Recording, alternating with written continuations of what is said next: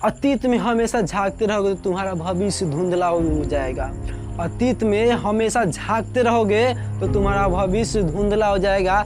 इसलिए अतीत में मत झांको, भविष्य में सोचो और सोचे हुए बात पर वर्तमान में ही काम करना शुरू कर दो, तब तुम्हारा भविष्य हीरे जैसा चमकता हुआ नजर आएगा। तो हेलो दोस्तों, मेरा नाम है विकी बबुआ और आप देख रहे हैं बबुआ मोटिवेशनल स्टोरी। तो चलिए आज की स्टोरी को शुरू करते हैं। तो एक बार की बात है, एक प्रोफेसर क्लास ले रहे थे। उस क्लास में बहुत सारे बच्चे क्लास ले रहे थे और प्रोफेसर की बातों को बहुत बढ़िया से समझ रहे थे, कहानी को सुन रहे थे।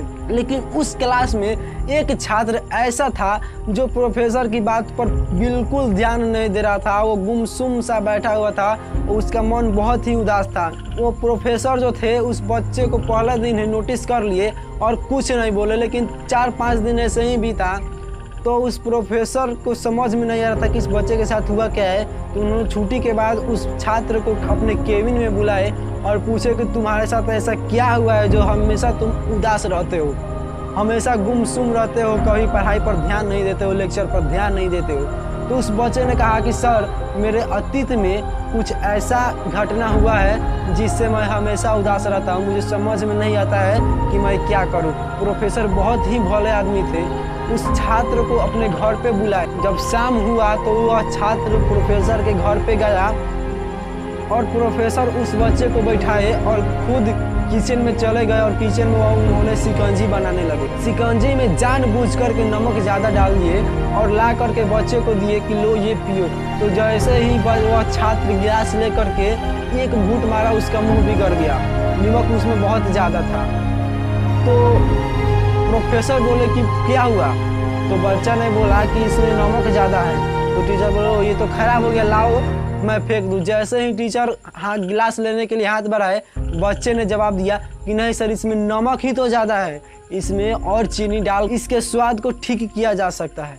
यह बात सुनकर प्रोफेसर गंभीर हो गए और बोले कि इस बात को अब तुम समझ भी जाओ, यह जो शिकंजी है ये तुम हो और इसमें घुला हुआ नमक तुम्हारा अतीत। जैसे नमक को शिकंजी से अलग नहीं किया जा सकता, उसी प्रकार जीवन से बुरे अनुभव को अलग नहीं किया जा सकता है। वे बुरे अनुभव भी हमारे जिंदगी का हिस्सा है।